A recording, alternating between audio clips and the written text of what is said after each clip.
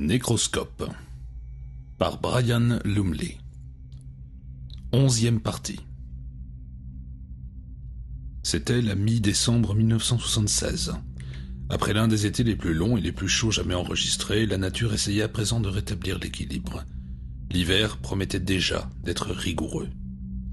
Cependant, Boris Dragosani et Max Batou, tout juste arrivés en Angleterre, venaient d'un endroit bien plus froid, et de toute façon le climat n'entrait pas en ligne de compte dans leurs projets.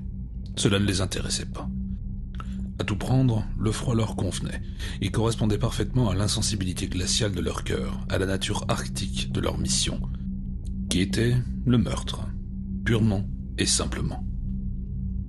Durant le vol, pas très confortable dans des sièges raides et durs de l'avion de l'Acroflotte, Dragosani avait ruminé des pensées morbides, certaines courroucées et d'autres effrayées ou au mieux craintives, mais toutes pareillement morbides.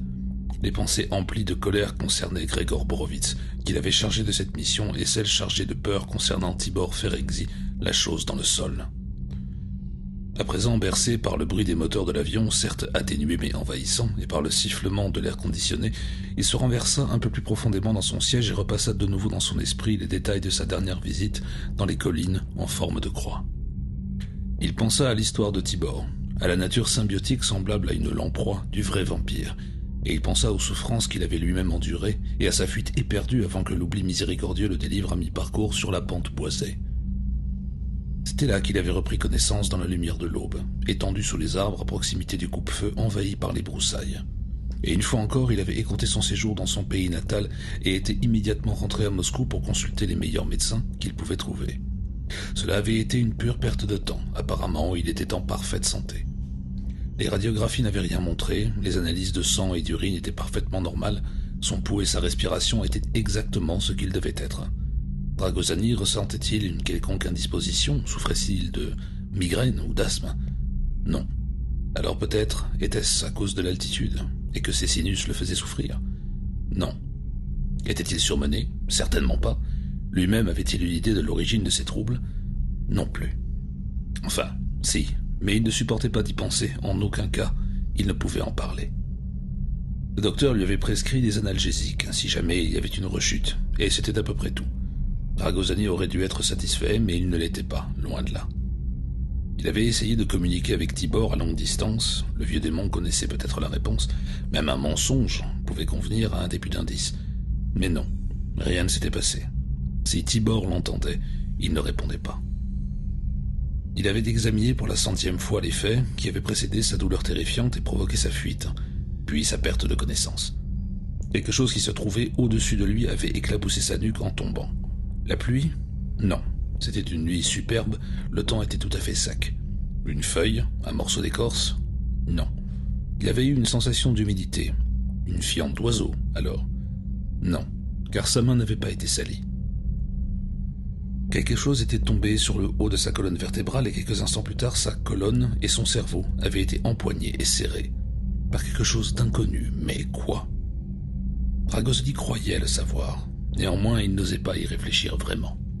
À l'évidence, cela avait envahi son sommeil, le plongeant dans des nuits sans fin remplies de mauvais rêves. Des cauchemars récurrents dont il ne se souvenait jamais au réveil, mais qui étaient terrifiants, il le savait. Tout cela était devenu une sorte d'obsession chez lui, et à certains moments il ne pouvait penser à rien d'autre. Cela ne concernait pas uniquement ce qui s'était passé, mais aussi ce que le vampire lui avait dit pendant que cela s'était produit. Il pensait aussi à certains changements qu'il avait observés chez lui cette fameuse nuit. Des changements physiologiques, des changements inexplicables, ou s'il y avait une explication, Dragosani n'était en tout cas pas prêt à y faire face. « Dragosani, mon garçon, » lui avait dit Borowitz moins d'une semaine auparavant, « tu vieillis prématurément. Est-ce que je te fais travailler trop dur, ou bien peut-être que je ne te fais pas travailler assez? Oui, c'est probablement cela, tu n'es pas assez occupé. » Quand remonte la dernière fois où tu as souillé de sang tes doigts si délicats, hein? C'était il y a un mois, non? Cet agent double français. Mais regarde-toi, tes tempes se dégarnissent et tes gencives se rétractent. Et avec ton teint pâle et tes joues creuses, eh bien on dirait presque que tu fais de l'anémie. Cette petite excursion en Angleterre te fera peut-être du bien. Borovitz avait cherché à le mettre en colère. Dragosani le savait, mais pour une fois, il n'avait pas osé mordre l'hameçon. Cela n'aurait servi qu'à attirer encore plus l'attention sur lui, et il n'y tenait pas vraiment. Non, car en fait, Borowitz avait bien plus raison qu'il ne le supposait vraisemblablement. Ses tempes semblaient se dégarnir, en effet. Pourtant, ce n'était pas vrai. Une petite tache de vin sur son cuir chevelu près de la naissance des cheveux le lui prouvait. La minuscule distance qui les séparait n'avait pas changé depuis au moins 10 ans, donc il n'était pas en train de devenir chauve. Le changement résidait dans la forme de son crâne lui-même, lequel, en admettant que ce soit possible, s'était rallongé à l'arrière. Pour les gencives, c'était la même chose, elles ne se rétractaient pas, comme Borowitz l'avait suggéré, mais c'étaient ses dents qui devenaient plus longues, particulièrement les incisives, en haut et en bas. Quant à l'anémie, c'était parfaitement ridicule. Il était peut-être pâle, mais pas affaibli. Au contraire, il se sentait plus vigoureux. Il débordait de vitalité comme jamais auparavant. Physiquement, en tout cas. Sa pâleur résultait probablement d'une photophobie qui s'était développée très vite, car à présent, il fuyait littéralement la lumière du jour. Et même lorsque celle-ci était atténuée, il ne sortait jamais sans porter de lunettes teintées. Physiquement en forme, oui. Mais ses rêves, ses peurs, son nom, ses obsessions, ses névroses, en fait, il était tout simplement névrosé. Cela bouleversait Dragosani d'être obligé de l'admettre, ne serait-ce qu'à lui-même. Une chose au moins était certaine, quelle que soit l'issue de cette mission en Angleterre, une fois qu'elle sera terminée. Dragosani était bien décidé à retourner en Roumanie dès que cela lui sera possible. Il y avait des choses, des questions qui devaient être résolues, et le plus tôt serait le mieux. Tibor Ferenczi contrôlait la situation depuis bien trop longtemps. À côté de Dragosani, dans l'un des sièges étriqués de la rangée de 3 dont il avait relevé l'un des accoudoirs de séparation, compte tenu de sa corpulence, Max Batou eut un petit rire. « Camarade Dragosani, c'est moi qui suis censé avoir le mauvais œil. Peut-être avez-vous oublié nos rôles respectifs. »« Hein ? Que voulez-vous dire ? » ?»« J'ignore à quoi vous pensiez il y a un instant, mon ami, et je suis certain que quelqu'un en fera les frais. L'expression sur votre visage était tout à fait sauvage. »« Oh. Eh bien, mes pensées m'appartiennent, Max, et ne vous regardent pas. Vous êtes plutôt glacial, camarade. Nous le sommes tous les deux, je suppose. Pourtant, je perçois votre froideur. Elle s'infiltre en moi en ce moment. Est-ce que je vous aurais froissé ? Seulement par votre bavardage. C'est bien possible, mais nous devons bavarder. Vous êtes censé me mettre au courant, m'informer des détails que Grégor Borowitz a laissés en suspens. Ce serait une bonne idée que vous le fassiez maintenant. Nous sommes seuls ici, même le KGB n'a pas encore posé de micro dans les avions de l'aéroflotte. Qui plus est, il nous reste 1 heure seulement avant d'arriver à Londres.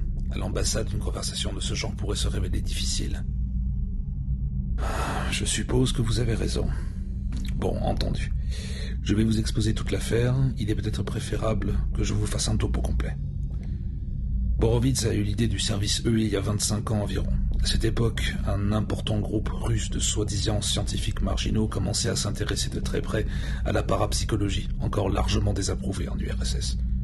Borowitz s'y intéressa à son tour. L'ESP l'avait toujours intrigué, malgré sa formation de militaire très terre-à-terre et d'autres préjugés classiques.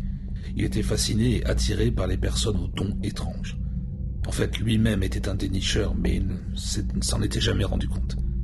Quand il finit par réaliser qu'il avait ce don particulier, il demanda aussitôt à prendre la direction de notre école d'espionnage.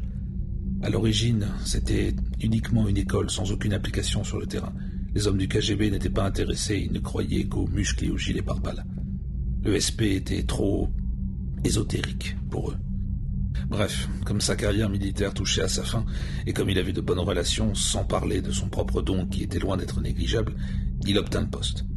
Quelques années plus tard, il tomba sur un autre dénicheur, mais dans des circonstances très particulières. Une télépathe, l'une des rares jeunes filles qui faisait partie de l'équipe de Borowitz, dont le don commençait tout juste à s'épanouir, fut brutalement assassiné. Son petit ami, un certain Viktor Chouchkine, fut accusé de crime. Pour sa défense, il affirma qu'il avait cru que la jeune fille était possédée par des démons. Il les percevait en elle. Bien sûr, cette affaire intéressa énormément Borowitz, et il fit passer des tests à Chouchkine et se rendit compte que c'était un dénicheur. Qui plus est, il découvrit aussi que l'aura des ESP des personnes de pouvoir médiumnique perturbait considérablement Chouchkine, le déstabilisait et le poussait à commettre des homicides, dirigés habituellement contre des ESPR, hommes ou femmes. D'un côté, Chouchkine était attiré par les ESPR et de l'autre, il était poussé à les détruire. Borowitz intervint, évita à Chouchkine d'être envoyé dans les mines de sel de la même façon qu'il est intervenu en votre faveur, Max, et il le prit sous son aile. Il pensait être à même de débarrasser cet homme de ses pulsions meurtrières tout en préservant son don de dénicheur. Dans le cas de Shushkin, cependant, le lavage de cerveau ne donna aucun résultat. En fait, cela ne fit qu'aggraver le problème. Mais Grégor Borovitz déteste le gaspillage. Il chercha donc une façon d'utiliser l'agressivité de Shushkin. À cette époque, les Américains s'intéressaient eux aussi beaucoup à l'ESP en tant qu'arme. Plus récemment, ils se sont penchés de nouveau sur la question, mais pas avec les mêmes ampleurs que nous. En Angleterre, toutefois, une équipe ESP rudimentaire existait déjà, et les Britanniques étaient bien plus enclins à entreprendre une étude approfondie et à exploiter le potentiel du paranormal. C'est pourquoi Shushkin fit un long stage à l'école d'espionnage de Moscou et fut finalement lâché sur les Britanniques. Sa couverture était celle d'un transfuge. Sa mission consistait à tuer des ESPR anglais. C'était l'idée de départ. Il devait les trouver, rendre compte de leurs activités et quand le stress psychique devenait trop fort pour lui, les tuer lorsque il le jugeait nécessaire. Mais après seulement quelques mois passés en Angleterre, Victor Shushkin passa réellement à l'ennemi. En rejoignant les Anglais? Non. En choisissant leur pays, leur système politique, en optant pour la sécurité. De toute façon, Shushkin se fichait complètement de notre mère Russie, et à présent, il avait un pays d'adoption, presque une nouvelle identité. Il n'allait pas commettre la même erreur 2 fois, vous comprenez? En Russie, il avait failli être condamné à la prison à vie pour meurtre. Allait-il faire la même chose en Angleterre? Il pouvait y mener une vie normale, prendre un nouveau départ. C'était un linguiste à l'origine. Il avait des diplômes d'études supérieures en russe, en allemand, en anglais, et plus que des notions de base dans une demi-douzaine d'autres langues. Non, il n'était pas passé à l'ennemi. Il a déserté l'URSS. Il s'est enfui et s'est sauvé vers la liberté. On dirait presque que vous approuvez le système anglais. Ne vous inquiétez pas pour ma loyauté, Max. Vous ne trouverez pas d'homme plus loyal que moi. Envers la Roumanie, envers la Valachie, pensa-t-il en secret. Ma foi, c'est bon à savoir. J'aimerais bien pouvoir dire la même chose, mais je suis un Mongol, et ma loyauté est différente. En fait, je suis loyal uniquement envers Max Batou. Alors vous devez énormément ressembler à Shushkin. J'imagine que c'est ce qu'il a ressenti. Bref, au fil des mois, ses rapports se firent de plus en plus rares et il finit par s'évanouir dans la nature. Cela mit Borovitz dans une situation difficile, mais il ne pouvait rien faire à ce sujet. Shushkin étant un transfuge, il avait obtenu l'asile politique. Borovitz ne pouvait guère demander qu'on le renvoie en Russie. Tout ce qu'il pouvait faire, c'était garder un œil sur lui, voir ce qu'il avait l'intention de faire. Il craignait qu'il rejoigne les ESPR anglais. Pas vraiment, non. Shushkin est un psychotique. Vous vous rappelez? En tout cas, Borovitz ne prit aucun risque et il finit par retrouver sa trace. Le plan de Shushkin était simple. Il s'était trouvé un travail à Édimbourg, avait acheté une petite maison de pêcheur dans un village appelé Dunbar, et il fit une demande officielle pour obtenir la citoyenneté britannique. Il vivait à l'écart et se préparait à mener une vie normale, ou du moins, il a essayé. Cela n'a pas marché? Pendant quelque temps, si. Et puis il a épousé une jeune fille d'origine russe. Elle était médium authentique. Et naturellement, son don a agi sur lui comme un aimant. Peut-être essaya-t-il de lui résister, mais sans résultat. Il l'a épousée et il l'a tuée. Du moins, Grégor Borovitz voit les choses de cette façon. Après cela, plus rien. Il s'en est tiré à bon compte. Le coroner a conclu à une mort accidentelle, par noyade. Borovitz en sait plus que moi sur cette affaire. De toute façon, c'est sans importance. Mais Shushkin a hérité de l'argent et de la maison de sa femme, et il vit toujours là-bas. Et maintenant, nous sommes chargés de le tuer. Vous pouvez me dire pourquoi? S'il avait simplement continué à garder un profil bas et de nous foutre la paix, cela aurait été parfait. Borovitz aurait fini par le retrouver, mais pas dans l'immédiat. Toutefois, la chance a abandonné Shushkin. Il est à court d'argent, complètement dans la dèche. Cela a été le sort de beaucoup d'autres avant lui, et c'est pourquoi, après toutes ces années, il s'est finalement improvisé maître chanteur. Il menace Borovitz, le service E et toute l'organisation. Un seul homme peut-il représenter une si grande menace? L'équivalent anglais de notre service est opérationnel, à présent. Jusqu'à quel point nous l'ignorons, mais ils sont peut-être meilleurs que nous. Nous savons très peu de choses sur eux, ce qui est en soi un très mauvais signe. Il se pourrait très bien qu'ils soient suffisamment bons pour se protéger parfaitement, pour se doter d'une sécurité ESP à 100%. Et si cela devait être le cas, alors que savent-ils au juste sur nous, c'est ça? Exactement. Ils savent peut-être que nous sommes tous deux à bord de cet avion en ce moment et connaissent le but de notre mission. À Dieu ne plaise.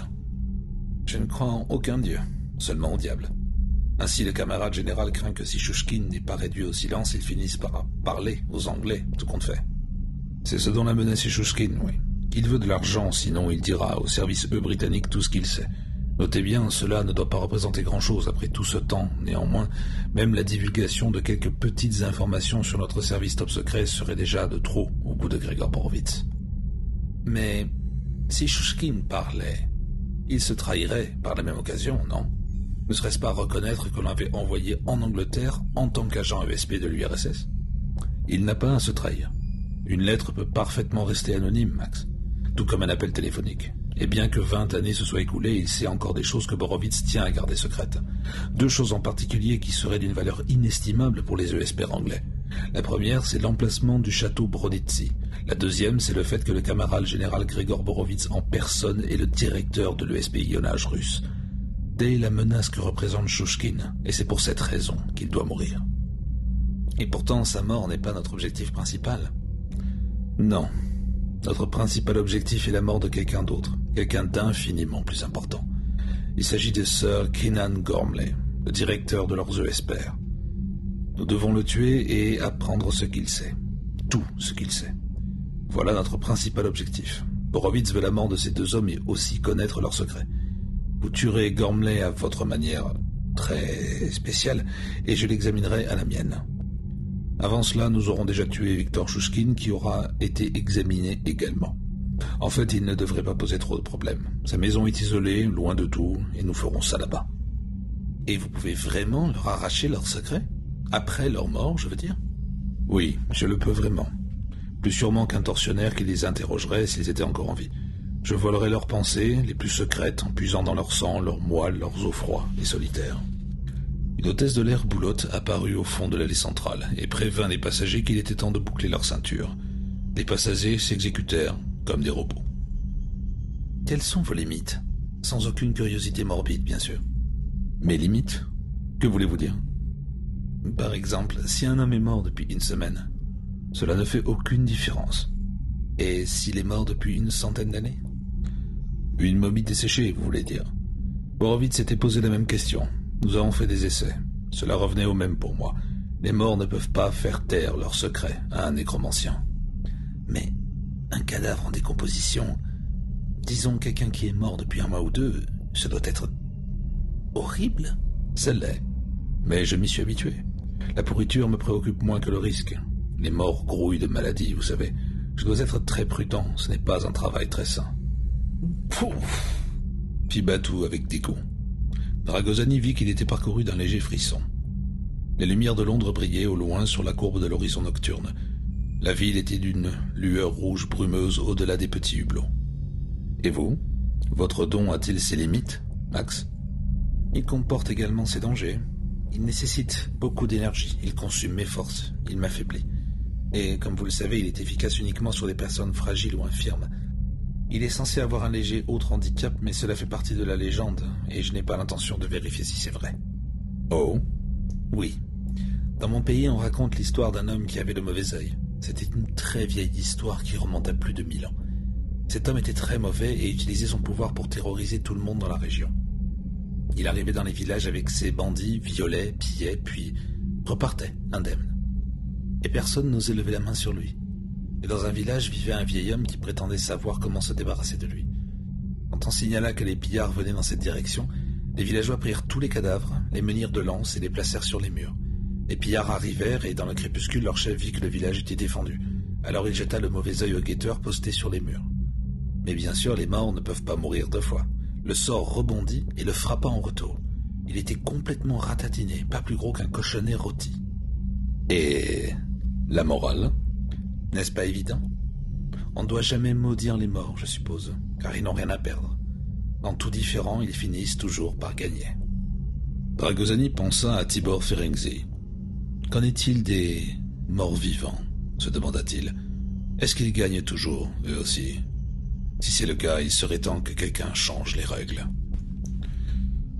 Ils furent accueillis et accompagnés à la douane par un homme de l'ambassade, et leurs bagages apportés comme par magie jusqu'à une Mercedes noire munie de plaques diplomatiques. En plus de ce garde du corps au regard froid, il y avait un chauffeur en uniforme qui restait silencieux. Durant le trajet vers l'ambassade, leur garde du corps était assis sur le siège du passager à l'avant, à demi tourné vers eux, un bras posé négligemment sur le dossier du siège du chauffeur. Il parla de choses et d'autres d'une façon mécanique et glaciale en s'efforçant de prendre un air intéressé et amical. Mais Dragosani ne se laissa pas prendre à son jeu une seule seconde. Vous, première visite à Londres, camarade. Vous trouverez que c'est une ville intéressante, j'en suis sûr. Décadente, naturellement, et remplie d'imbéciles, mais néanmoins intéressante. Je n'ai pas eu le temps de m'informer de la raison de votre venue ici. Combien de temps comptez-vous rester? Jusqu'à ce que nous repartions. Ah, très bien. Vous devez m'excuser, camarade. Et pour certains d'entre nous, la curiosité est, comment dire, une manière de vivre. Vous comprenez? Oui, je comprends. Vous êtes du KGB. Le visage mince de l'homme devint glacial en un instant. Nous n'utilisons pas beaucoup ce terme à l'extérieur de l'ambassade. Quel terme utilisez-vous alors? Enfoiré? Quoi? Le visage du garde du corps devint blême. Mon ami et moi sommes ici pour régler une affaire qui ne vous regarde pas, vous et les autres. Pour ce faire, nous avons reçu la plus haute accréditation. Je vais être très clair. L'accréditation suprême. Toute ingérence serait néfaste pour vous. Si nous avons besoin de votre aide, nous vous le ferons savoir. Autrement, vous nous laissez tranquilles et vous ne nous importunez pas. L'homme pinça les lèvres et poussa un long soupir. Habituellement, les gens ne parlent pas de cette façon. Bien sûr, si vous persistez à nous gêner dans notre travail, je peux toujours vous casser un bras. Cela devrait vous tenir à l'écart pendant 2 ou 3 semaines, au moins. Vous me menacez? Non. Je vous fais une promesse. Mais Dragosani savait qu'il n'arriverait à rien. Cet homme était un de ces automates typiques du KGB. Le nécromancien soupira et dit « Écoutez, si on vous a chargé de nous surveiller, je suis désolé pour vous. Vous ne pouvez pas faire votre travail. Qui plus est, c'est dangereux. C'est tout ce que je vous dirai et rien de plus. Nous sommes ici pour tester une arme secrète. Maintenant, ne posez plus de questions. » Une arme secrète? Ah, je vois. Quelle arme? Dragosani eut un sourire sardonique. Il l'avait pourtant prévenu, cet imbécile. Max, une petite démonstration, peut-être. Peu après, ils arrivèrent à l'ambassade. Dragosani et Batou descendirent de la voiture et sortirent leurs bagages du coffre. Ils portèrent eux-mêmes leurs valises. Le chauffeur s'occupait de leur garde du corps. La dernière fois qu'ils le virent, il marchait en titubant, soutenu par le bras du chauffeur. Il regarda dans leur direction une seule fois, fixa Batou d'un air terrifié, puis disparut d'un pas mal assuré à l'intérieur du bâtiment imposant et lugubre. Et ce fut la dernière fois. Après cela, plus personne ne les importuna. En ce deuxième mercredi, après le nouvel an de l'année 1977, Victor Chouchkine éprouvait ce même sentiment d'un destin imminent qui l'avait étreint pour la première fois plus de 15 jours auparavant. Une dépression psychique accablante qui s'était à peine atténuée avec l'arrivée de la 4e lettre recommandée mensuelle de Grégor Borovitz, qui contenait 1000 livres en grosses coupures. En fait, cela inquiétait Chouchkine que Borovitz ait cédé si facilement qu'il ne l'ait pas menacé à son tour. La journée avait été particulièrement maussade. Le ciel était sombre, il allait certainement reneiger. La rivière était gelée et recouverte d'une épaisse couche de neige grise. La grande maison était froide et semblait envahie de courants d'air glacés qui suivaient Chouchkine partout.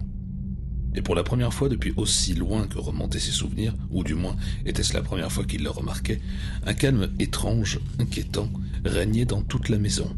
Les sons semblaient étouffés comme prisonniers d'une épaisse couche de neige, bien qu'il n'ait que peu neigé jusqu'à présent. Le tic-tac d'une vieille horloge résonnait d'une manière pesante, triste. Même les lattes des planchers gauchis semblaient craquer un peu moins joyeusement, et tout cela avait mis les nerfs de Chouchkine à cran. C'était comme si la maison retenait son souffle et attendait quelque chose. Ce quelque chose survint à 14h30, juste au moment où Chouchkine se versait un verre de vodka glacé et s'asseyait dans son cabinet de travail devant un radiateur électrique, regardant d'un air morne par la fenêtre sale tachetée de mouches, vers un jardin gelé et changé en un tapis de cristal blanc. Soudain, la sonnerie stridente de son téléphone sonna. Le cœur battant, il posa son verre qu'il avait failli renverser, s'empara du combiné et dit « Chouchkine, j'écoute. »« Beau-père, Harry à l'appareil. Je suis à Édimbourg chez des amis. Comment allez-vous » Chouchkine ravala la colère qui était montée en lui d'un coup et qui bouillonnait à la surface. C'était donc ça. Ce maudit rejeton d'une esperte était là, tout près, envoyait son aura psychique pour écraser son esprit sensitif. Il montra les dents, lança un regard furieux au téléphone dans sa main et contint son envie de maudire son beau-fils et de hurler. « Harry, c'est toi? À Édimbourg, dis-tu. C'est très gentil à toi de m'appeler. » « Espèce de petit salopard, pensa-t-il. Ton aura de mutant me fait mal. » « Mais vous semblez en pleine forme. La dernière fois que je vous ai vu, vous paraissiez si... » « Oui, je sais. Je n'allais pas très bien, Harry. Mais je suis rétabli maintenant.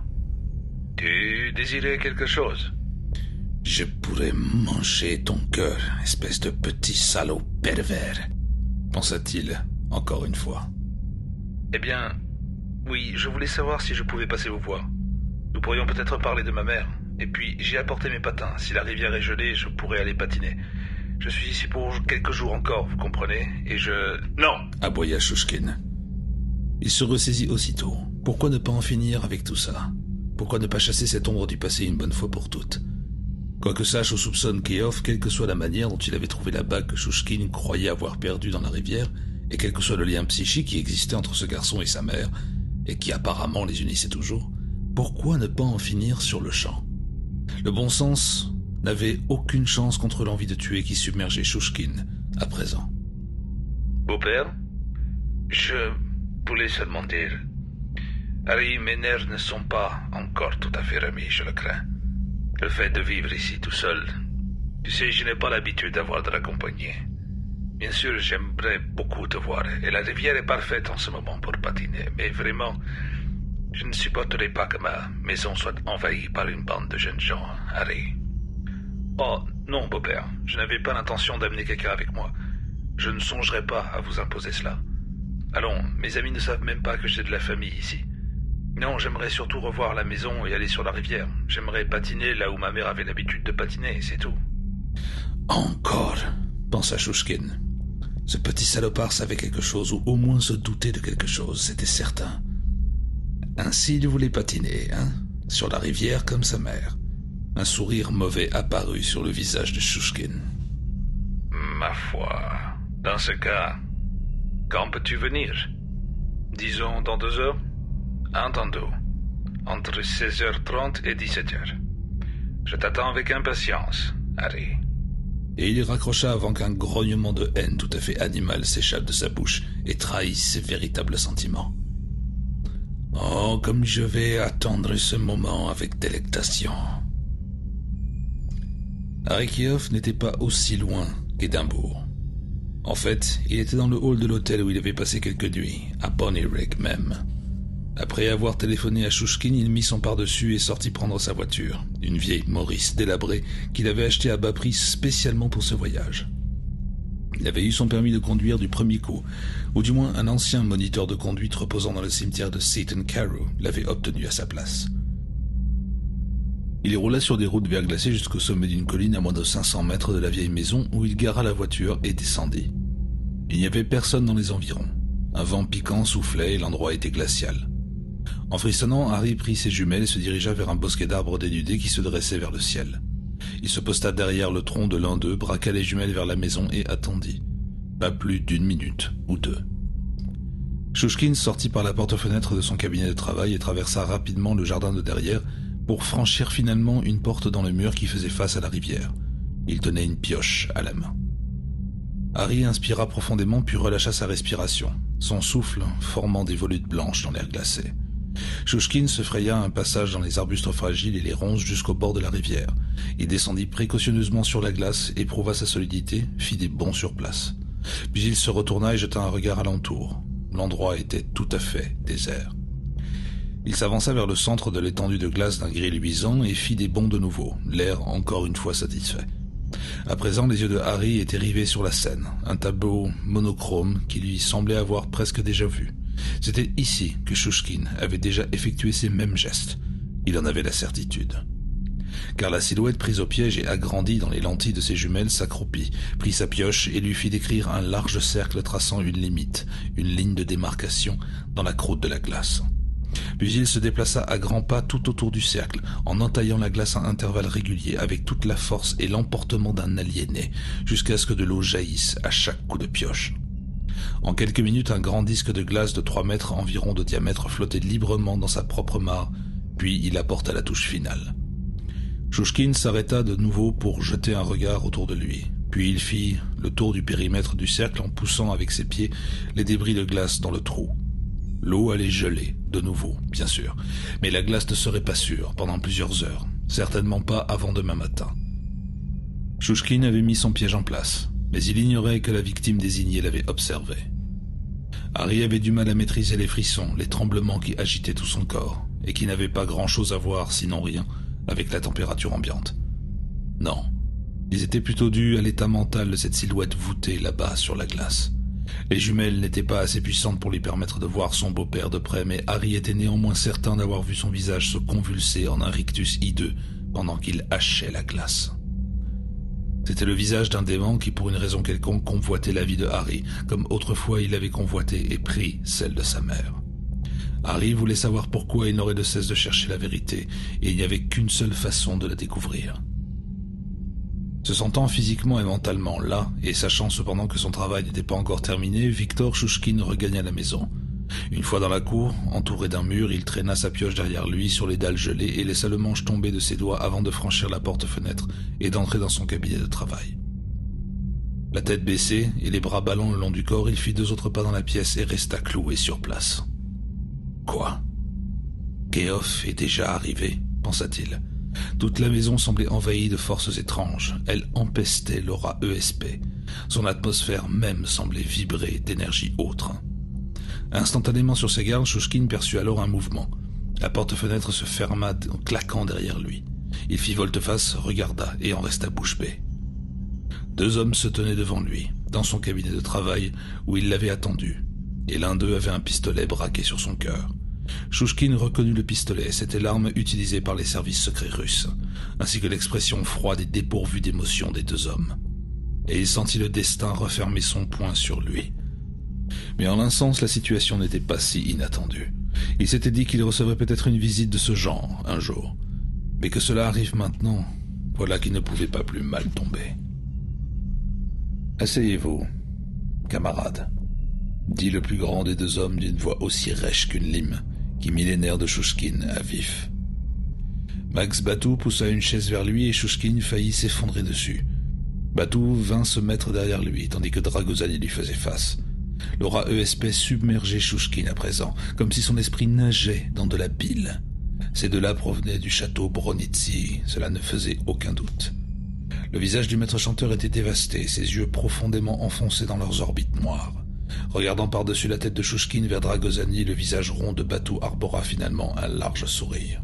« Camarade Dragozani, et dire que jusqu'à maintenant j'avais toujours pensé que vous aviez mauvaise mine. Des ESP, des hommes de Borovitz. Que voulez-vous de moi ?» Il a toutes les raisons d'avoir mauvaise mine, Max. Un traître, un maître chanteur, et probablement un assassin. Chouchkine donna l'impression de vouloir se lever d'un bond, mais Batou posa ses mains lourdes et épaisses sur ses épaules. « Je vous ai demandé ce que vous voulez de moi. »« Votre vie. Seulement votre vie. » Chouchkine sentit Max Batou s'écarter prudemment derrière lui, et il comprit qu'ils allaient le tuer. « Attendez. Vous commettez une erreur. Borovitz ne vous remerciera pas pour ça. Je sais beaucoup de choses sur le service anglais. J'ai transmis certaines informations à Borovitz morceau par morceau, mais il ignore encore beaucoup d'autres choses. Qui plus est, je travaille pour vous à ma façon. Écoutez, je suis sur un coup en ce moment. Oui, juste maintenant. » Quel coup? Il n'avait pas eu l'intention d'abattre Chouchkine, simplement de lui faire peur. Le fait que Max soit écarté de sa ligne de tir n'était en fait qu'un réflexe naturel. Tuer quelqu'un par balle était salissant et ne favorisait pas la nécromancie. Ce que Dragozani avait prévu pour la mort de Chouchkine était bien plus intéressant. Quand il aurait obtenu tout ce qu'il pouvait de cette façon, grâce à un simple interrogatoire, ils emmèneraient Chouchkine dans la salle de bain et le ligoteraient. Ils le plongeraient dans la baignoire à moitié remplie d'eau froide, et Dragozani lui tailladerait les poignets avec l'un de ses scalpels.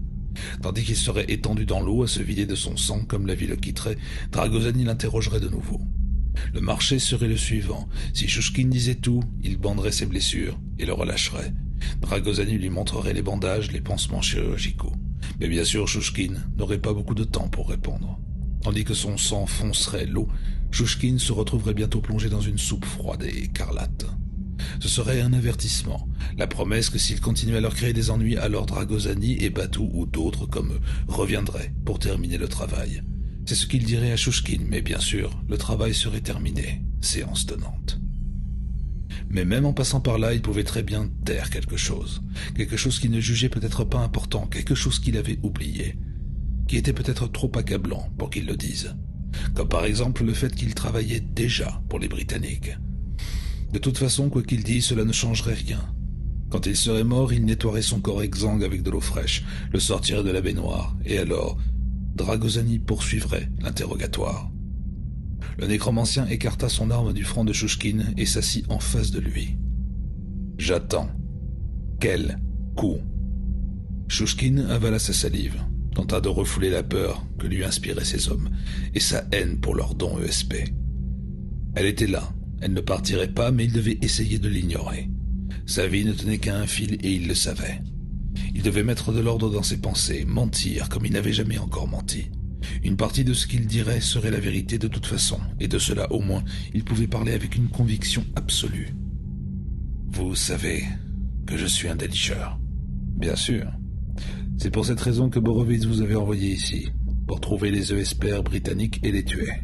Apparemment, votre mission n'a pas été couronnée de succès. » Quand je suis entré ici, il y a un instant, dès que je me suis avancé dans cette pièce, j'ai su que vous étiez là. Je sentais presque le goût de votre présence sur ma langue. Vous êtes des ESPR très puissants, tous les deux, particulièrement vous. Il jeta un regard furibond à Dragosani. Il y a un don monstrueux, terrifiant en vous, et il me fait mal. Oui, Borowitz me l'avait dit.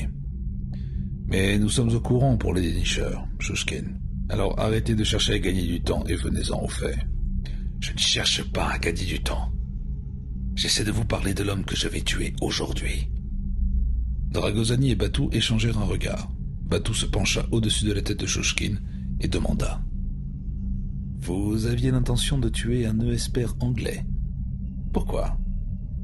Qui est-ce » C'était ma façon de regagner la faveur de Borowitz. Cet homme s'appelle Harry Keough. C'est mon beau-fils. Il tient son don, quel qu'il soit, de sa mère. Elle, je l'ai tuée il y a 16 ans. Elle me fascinait et me rendait furieux. C'est à elle que vous pensiez quand vous avez dit que j'étais probablement un assassin. Il n'y a pas de probablement. Je l'ai tuée, sans aucun doute. Comme tous les ESPR, elle me faisait mal, et son don me rendait fou. Assez parlé d'elle.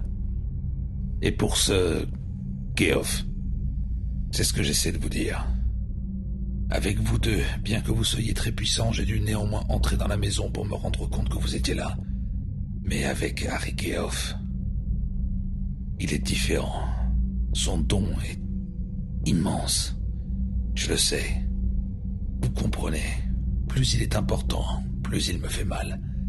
C'est pourquoi je vais le tuer, non seulement pour Borowitz, mais également pour moi. Cette histoire intéressait Dragosani au plus haut point. Il pouvait toujours régler son compte à Chouchkine plus tard, mais si Harry Keough était aussi puissant qu'il l'avait dit, il aimerait bien en savoir davantage sur lui. De toute façon, s'il était un membre du service E anglais, cela reviendrait à faire d'une pierre deux coups. Comme son intérêt augmentait, il oublia de poser à Chouchkine la question importante. Keough était-il un membre du service E anglais? C'était là une information que l'autre ne lâcherait pas de son plein gré. Je crois que nous allons bien nous entendre. C'est toujours une bonne chose de trouver un arrangement avec de vieux amis. Quand exactement avez-vous l'intention de tuer cet homme? Et comment? Chouchkine lui dit tout.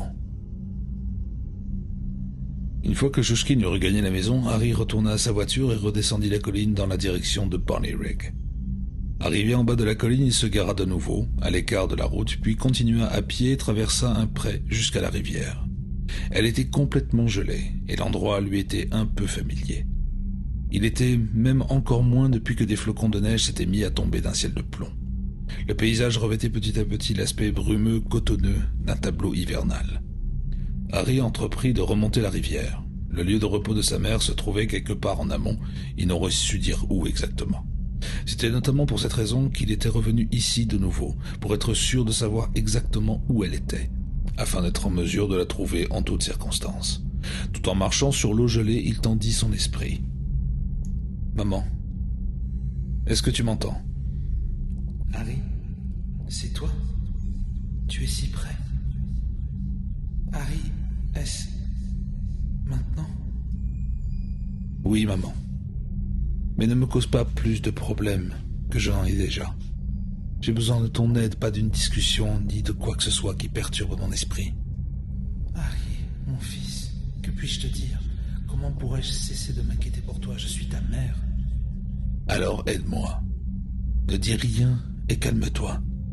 Je veux savoir si je peux te trouver les yeux fermés. Les yeux fermés? Je ne... Maman, s'il te plaît. Elle se tut, mais son inquiétude le rongeait, résonnait dans sa tête comme les pas tourmentés d'un être cher. Il continua à marcher, ferma les yeux et se dirigea vers elle. Une centaine de mètres plus loin, il sut qu'il était arrivé. Il s'arrêta et ouvrit les yeux. Il se trouva dans la courbe de la berge en surplomb, sur l'épaisse couche de glace blanche qui constituait la pierre tombale de sa mère. Son repère et le sien également. À présent, il savait qu'il pourrait la trouver quand il le voudrait.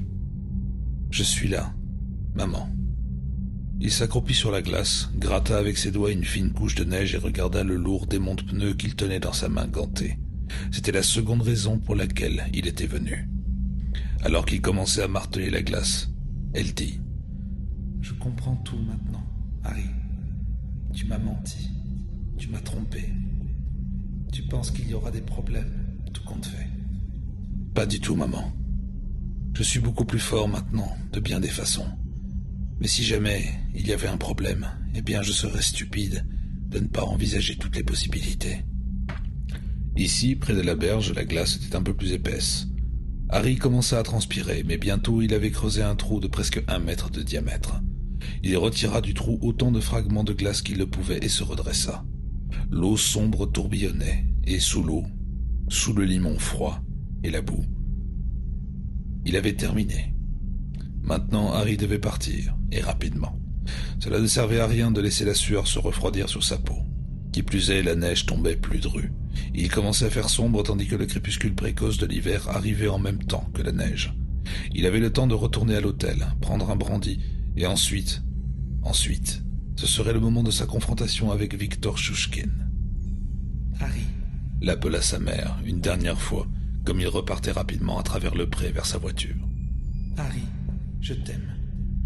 Bonne chance, mon fils. » 1 heure plus tard, Dragosani et Batou étaient postés derrière un bosquet de jeunes conifères sur la berge de la rivière, à 20 ou 30 mètres en amont de la maison de Shushkin. Ils étaient là depuis au moins une demi-heure, mais commençaient déjà à sentir le froid pénétrer leurs vêtements. Batou se frappait les bras contre sa poitrine et Dragosani venait d'allumer une cigarette quand, enfin, la lanterne au-dessus de la porte qui donnait sur la cour de Shushkin brilla brusquement. C'était son signal pour leur dire que tout était en place pour le meurtre. 2 silhouettes apparurent dans la pénombre. En fait, ce n'était pas encore la nuit, mais l'obscurité de l'hiver était presque celle de la nuit et malgré les étoiles et la lune qui se levaient, la visibilité serait médiocre. Les nuages, si denses seulement 1 heure auparavant, étaient partis à présent et la neige avait cessé de tomber. Mais à l'est, le ciel était noir et menaçant et le peu de vent qu'il y avait venait de cette direction. Il allait encore neiger cette nuit, et fortement. Mais pour le moment, les étoiles éclairaient la scène de leur douce lumière froide et la lune changeait la rive de glace en un ruban argenté. Comme les silhouettes sorties de la maison se dirigeaient vers la rivière, Dragosani tira une dernière bouffée de sa cigarette entre ses mains en coupe, la jeta par terre et l'écrasa sous son talon. Batou cessa d'agiter ses bras. Tous deux se tinrent parfaitement immobiles et observèrent la scène qui se déroulait sous leurs yeux. Arrivés au bord de la rivière, les 2 silhouettes enlevèrent leurs pardessus et les posèrent sur la berge, puis s'agenouillèrent pour mettre leurs patins. Quelques mots furent échangés, mais à voix basse, et le vent soufflait dans la mauvaise direction. Quelques bribes seulement parvinrent jusqu'aux observateurs dissimulés. La voix de Shushkin, sombre et très grave, sembla à Dragosani ouvertement agressive et vorace, comme le grognement d'un chien féroce. Et il se demanda pourquoi Keof n'était pas effrayé, ou du moins ne montrait aucune défiance. La voix du jeune homme était terne et uniforme, presque insouciante, tandis que les 2 hommes s'élançaient sur la glace et commençaient à patiner. Tout d'abord, ils évoluèrent presque côte à côte, puis la plus mince des deux silhouettes prit la tête. Se déplaçant avec une certaine adresse, elle prit rapidement de la vitesse et vint raser la berge en amont, se dirigeant vers l'endroit où les observateurs étaient tapis.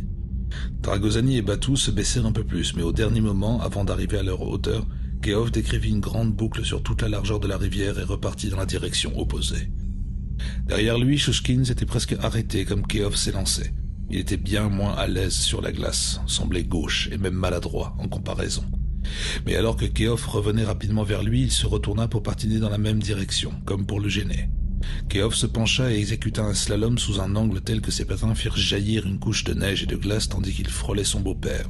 Puis il se redressa de l'autre côté sous un angle similaire et reprit la même direction. À peine 30 centimètres plus loin, ses patins entaillèrent la glace au niveau du rebord du cercle destiné à le piéger, où la glace nouvellement formée maintenait tout juste en place le disque central. Shushkin le suivait de si près que lui aussi fut obligé de faire un large écart en agitant éperdument les bras pour éviter de tomber dans son propre piège. « Faites attention, beau-père, j'ai failli vous heurter !» Dragosani et Batou entendirent. Un jeune homme chanceux, jusque-là. Croyez-vous ? Dragosani n'était pas aussi certain que la chance y soit pour quelque chose. Shushkin avait été incapable de préciser quel était le don de Keof. Et si c'était un télépathe ? Il aurait alors le pouvoir de capter les pensées perfides de son beau-père. Pour ma part, je pense que notre maître chanteur va avoir plus de difficultés qu'il ne le pensait.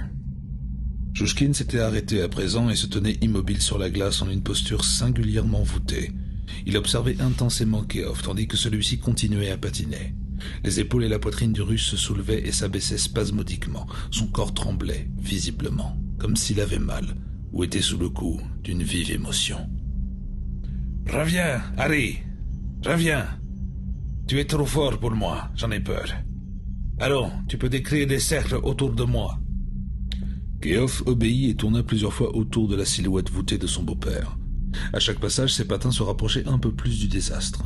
Shushkin tendit les bras. Keof saisit ses mains et tournoya autour de celui-ci en le faisant tourner sur son axe. « Et maintenant, la coupe de glace » chuchota Max Batou à Dragosani. Shushkin s'arrêta brusquement de tourner et donna l'impression de trébucher vers Keof. Celui-ci se contorsionna pour l'éviter. Il se tenait toujours par les mains. L'un des patins du jeune homme traversa une fine couche de neige poudreuse et s'enfonça dans le creux du canal découpé par Shushkin. Il fut stoppé brusquement, et seule la prise de Shushkin sur ses poignets l'empêcha de tomber sur le disque de glace instable. À ce moment-là, Shushkin éclata de rire, un rire de dément, une sorte d'aboiement rauque, et repoussa Keof pour l'envoyer à la mort. Mais le jeune homme tenait solidement les manches de la veste de Shushkin, et alors que ce dernier le poussait, il le tira pour l'entraîner avec lui. Shushkin perdit l'équilibre et fut projeté en avant. Keof se pencha sur le côté et le fit passer par-dessus sa hanche. Mais quand il lâcha Shushkin, le Russe s'agrippait toujours à lui. Poussant un cri d'indignation, il tomba à l'intérieur de son cercle, entraînant Keof à sa suite.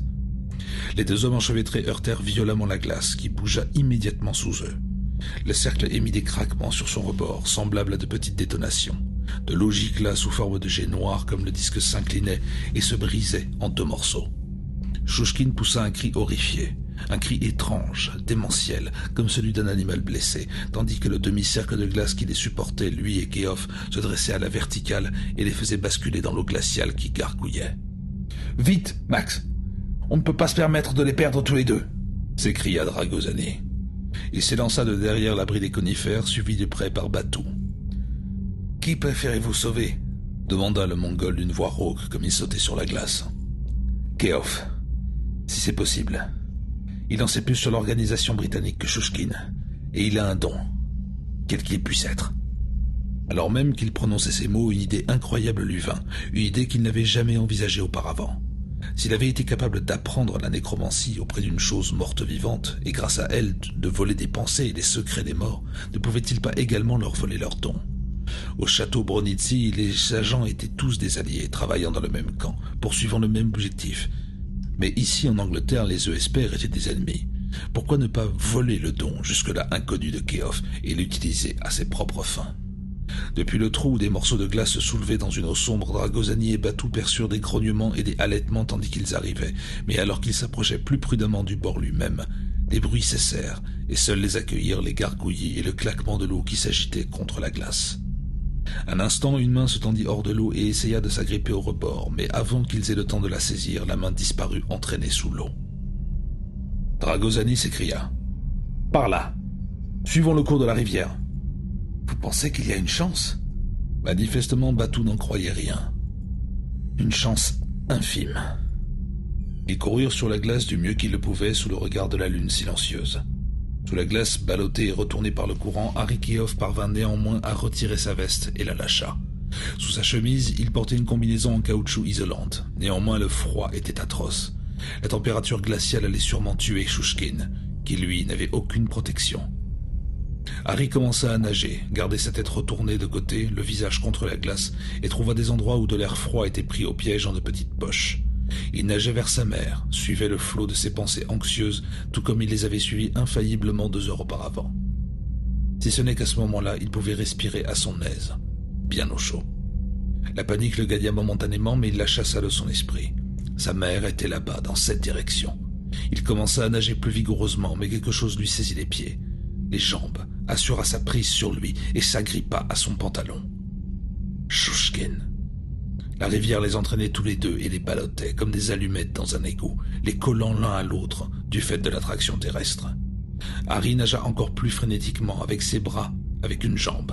Il nagea comme jamais auparavant. Ses poumons menaçaient d'éclater. Son cœur était semblable à un énorme gong qui se dilatait dans sa poitrine. Et Shushkin continuait à se hisser le long de son corps, s'agrippait, ses mains semblables aux pinces d'un énorme crabe. Il empoignait Harry comme pour le mettre en pièces. C'était fini. Il ne pouvait plus nager. L'eau était comme le sang noir d'un extraterrestre gigantesque. Harry, un corps étranger injecté dans ses veines, et Shushkin, un anticorps voué à sa destruction. « Maman! Maman, au secours !» cria Harry avec son esprit, comme il était finalement obligé de respirer. Mais il avala seulement de l'eau glacée qui s'engouffra dans ses mâchoires distendues et ses narines. « Harry !» répondit-elle aussitôt. Sa voix qui résonnait dans la tête de Harry était forte et semblait toute proche. Il tendit ses jambes, frappa Shushkin avec ses pieds, se projeta vers le haut en s'aidant de son dos et de sa tête, et se cogna violemment contre la couche de glace qui, immédiatement, miséricordieusement, se brisa en de petits éclats tandis que le haut de son corps émergeait à l'air libre. Soudain, l'eau fut calme, et ses pieds s'appuyèrent sur un fond boueux, 1,50 m plus bas. Avant même que ses yeux aient retrouvé leur acuité et que ses sens meurtris aient cessé de tournoyer, Harry comprit qu'il avait réussi. Il rassembla ses dernières forces, tendit les mains, saisit des racines rugueuses qui avançaient depuis la berge en surplomb et entreprit de se les hisser lentement sur la terre ferme. Près de lui, l'eau tourbillonna et gargouilla comme sous l'effet d'une agitation cachée. Harry se retourna à moitié et la terreur lui fit retrousser les lèvres sur ses dents, tandis que le visage de démon de Shushkin surgissait à côté de lui, suffocant et saisi de haut le cœur. Le démon l'aperçut, cracha de l'eau, et un cri de rage inarticulé sur le visage lui saisit la gorge avec ses mains qui ressemblaient à des grappins d'acier. Harry lui donna un coup de genou dans l'aine, lui brisant les os, mais Shushkin ne lâcha pas prise. Il tira Harry en arrière, inexorablement, en lui bavant sur le visage. Durant un long moment, Harry crut qu'il avait l'intention de le mordre, de le déchiqueter comme un chien enragé. Il se débattit, frappa à plusieurs reprises le visage horrible de Shushkin avec ses poings serrés, enfin. Le démon allait l'emporter. Harry était sur le point de succomber. Il voulut saisir de nouveau les racines rugueuses sur la berge, mais les mains de Shushkin se resserraient autour de sa gorge, le privaient d'air, de la vie elle-même. « Maman, tu avais raison, maman. J'aurais dû t'écouter. Je suis désolé. »« Non. Non !» répondit sa mère qui refusait sa défaite.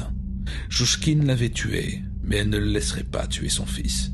Et de nouveau l'eau boueuse gargouilla et s'agita, mais elle était encore plus noire à présent. Dragosani s'arrêta dans une glissade à moins d'une quinzaine de mètres de là, agrippa Batou et le fit s'immobiliser. Haletant, leur souffle formant dans l'air de fragiles nuages de couleur de neige, ils regardèrent le spectacle qui se déroulait devant eux et n'en crurent pas leurs yeux. 2 hommes avaient disparu sous la glace, avaient été emportés par le courant jusqu'à ce trou d'eau, et un instant plus tôt 2 silhouettes luttaient et se frappaient dans l'eau calme en contrebas de la berge. Mais à présent, il n'y avait plus d'eux, mais 3 silhouettes là-bas, et la troisième était l'apparition la plus terrifiante que Dragosani ait jamais connue, ou imaginée, ou vue dans ses cauchemars les plus sombres. Ce n'était pas vivant, et pourtant cette silhouette avait la mobilité de la vie, la volonté de la vie, et elle était déterminée. Elle s'accrocha à Shushkin, l'enveloppa, passa ses bras de boue et d'eau autour de lui, et appuya son crâne d'algues et de cheveux maculés de terre contre le sien. Elle n'avait pas d'yeux, mais une lueur putride brillait dans ses orbites vides qui semblaient voir. Jusque-là, Shushkin avait hurlé, produit des sons inarticulés, ri comme un dément, mais à cet instant précis, il devint fou, littéralement. Il poussait des cris perçants tandis qu'il luttait avec cette chose horrible, des glapissements de démons particulièrement stridents tels que Dragosani et Batou n'auraient jamais pensé en entendre un jour. Et à la fin, juste avant que l'abomination l'entraîne sous l'eau, il prononça des mots que les 2 observateurs pétrifiés furent à même de comprendre. « Pas toi! Non, mon Dieu, pas toi! Pas toi !» Puis il disparut de la surface et la chose faite d'os, de boue, d'algues et de mort disparut avec lui. Arikeov, resté seul, se hissa péniblement sur la berge. Batou se serait peut-être élancé sans réfléchir, rempli d'horreur, mais Dragosani le retenait toujours par le bras. Il l'agrippa fermement, comme pour ne pas tomber. Batou commença à se ramasser sur lui-même. C'était la posture qu'il utilisait pour tuer, mais Dragosani l'en empêcha également. « Non, Max. Nous ne devons pas nous en prendre à lui. Nous avons vu une partie de ce qu'il est capable de faire, mais quels autres dons possède-t-il » Batou comprit. Il se détendit et se redressa.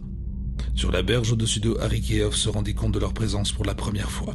Il tourna la tête dans leur direction, les aperçut et les regarda fixement. Ses yeux les scrutaient intensément, et il donna l'impression de vouloir parler, mais il ne dit rien. Durant de longues minutes, tous les 3 se contentèrent de se regarder, puis Keof détourna son regard vers l'étendue d'eau noire. « Merci, maman, » dit-il simplement. Dragosani et Batou l'observèrent tandis qu'ils s'en retournaient, vacillant et trébuchant, puis se mettaient à courir à en perdre haleine vers la maison de Shushkin. Ils le regardèrent partir et n'essayèrent pas de le suivre, pas maintenant. Quand il eut disparu, Batou dit d'une voix sifflante. « Mais cette chose, camarade Dragosani, ça ne pouvait pas être humain. Alors qu'est-ce que c'était ?» Dragosani secoua la tête. Il pensait connaître la réponse, mais ne voulait pas trop s'engager pour le moment. « Je n'en suis pas sûr. Cependant, cela a été humain autrefois. Une chose est certaine, quand Keof a eu besoin d'aide, cette créature est venue vers lui. C'est son don, Max. Les morts répondent à son appel. » Il se tourna vers son coéquipier. Ses yeux étaient encore plus sombres dans ses orbites enfoncées. « Ils répondent à son appel, Max.